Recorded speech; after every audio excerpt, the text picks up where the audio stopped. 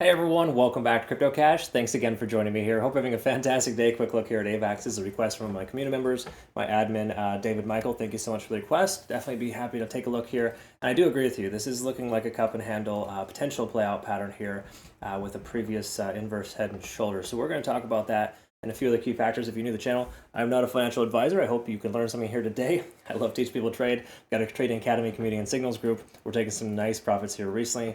Litecoin, SHIB, Comp 256% there, Polkadot, OGN 143, XRP 44%, and then this morning Crowcoin and Chili's, or maybe that was last night, this morning, last night. Anyways, these profits are being taken automatically with our trading bot. It's really a lot of fun. Be sure to check it out. CryptoCash.tech is a site. Okay, so we're just going to draw this little, handle or cup pattern here. And typically with a handle pattern, just to kind of clarify if you guys are unfamiliar, generally speaking, you're going to find the handle works its way down in a descending trend, like basically a bull flag type of pattern, and it breaks out. The main reason why it works out is because it's basically a bull flag. That's how the second half of a cup and handle is. So let's quickly draw this guy out here, just to get perspective. Generally what we're looking at. All right, so that's the general concept here. Is it a guarantee the price is going to shoot out and break out because of this? No, but it's certainly an increased probability, right? Again, a lot of this is based on Bitcoin stability. Is Bitcoin being able to stabilize and hold its current position? If so, then I would say that there's a stronger chance this breaks out. If not, then maybe not. Let's take a quick look at the back-end data here, see what's going on.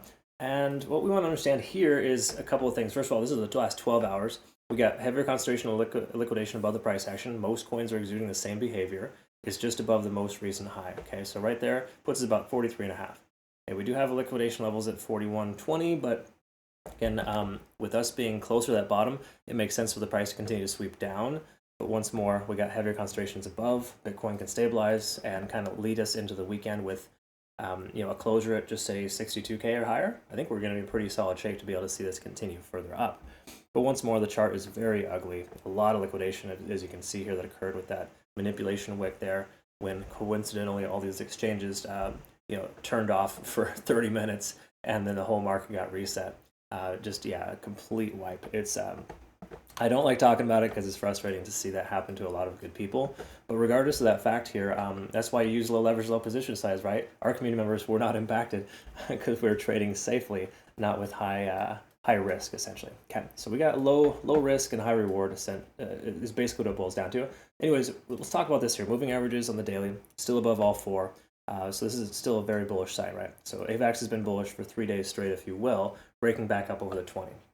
We also have this point of control, or just basically, the average volume profile is between 39 and 40. So we're above that as well. That should work as a solid support for us. That's also the 0.618 to 0.5 fib level. Now, I know a lot of people love this golden pocket area, but generally speaking, I really thrive in the 0.5 to 0.618 area. So to me, right there, with that volume profile being smack dab right in the middle, that leads me to believe we're in pretty good shape. Now, again, you zoom out a little further, we could see a different volume profile. It'll probably average itself out in a different way. But the truth here is that, we have a large accumulation at 36 to 40. Okay. So if we do lose 40, we could very well see 36 as a secondary. Okay. After having looked at that, we have a MACD convergence for the last 2 days. This is a very bullish sign. Same thing here as well, with stochastic swinging up and RSI/MFI coming up as well. Basically, this means we have still more room for growth before the price hits a resistance, which is a tentative resistance here, probably right around the $43, $44 mark. Okay? If we break through that, of course, great things will happen, but generally speaking, between now and then, we can summarize that the daily time frame is very bullish. We are not really overextended either. We're at a 5 on TD sequential, letting us know we have a good 5-9 more days of continuation of the upside. At least potential, right? Again, everything here is grain of salt, potential realities, right? We're not guaranteeing this could happen, but statistical probabilities of the price action moving up versus down on the daily time frame seems very high.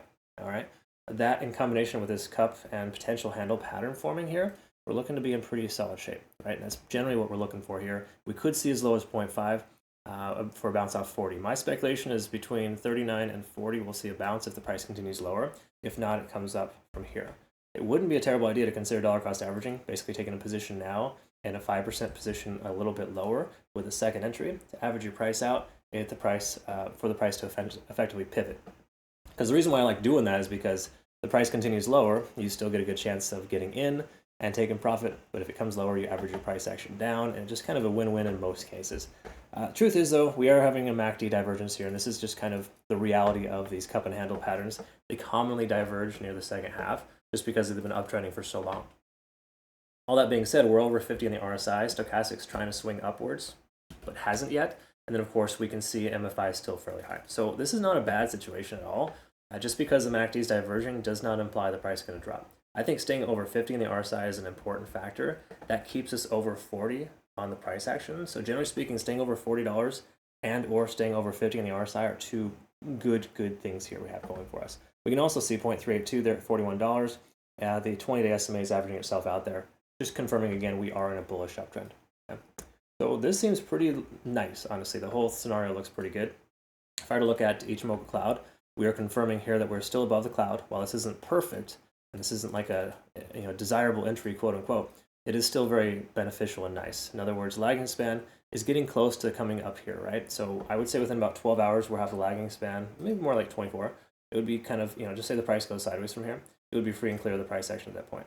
The price, just say the price goes sideways here, we'd still be above the cloud, and that would be a very positive contributing factor, okay? Furthermore, too, conversion lines above the baseline, that's a bullish sign. So we got a lot of reasons why the price should continue further up versus going down. But again, we got to be open to the idea that 0.5, 0.618, that $39 to $40 range could very well be retested before the price breaks out to the upside.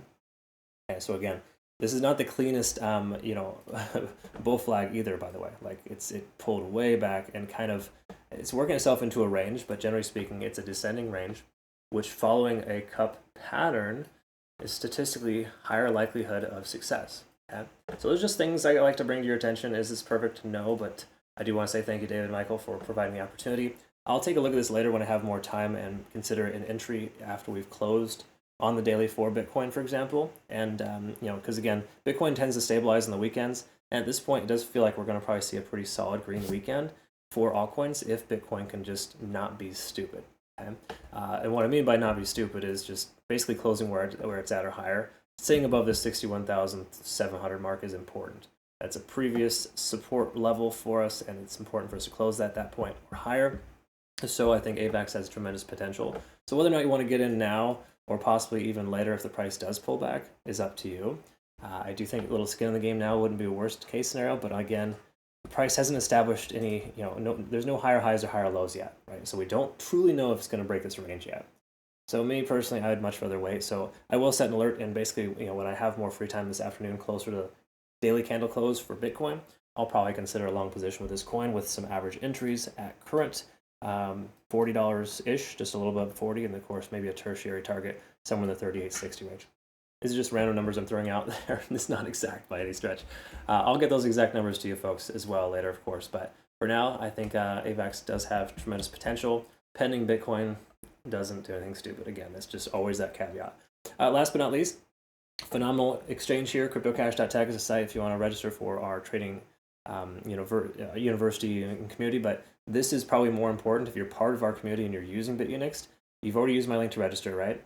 Make sure you log in and enroll with this link. We need 60 people to be able to kick this off for a $10,000 prize pool. That's not a bad little split between 60 people when you think about it. Again, P&L, trading volume, and lucky draw. These are all available in our Discord too. If you're curious kind of what that looks like, I put that in our promo section. But generally speaking, make sure you register for that so we can kick that off and have some fun with the trading competition this month. I hope you all have a great rest of the day. Thanks again so much for joining me here. And we'll see you in the next one. Take care.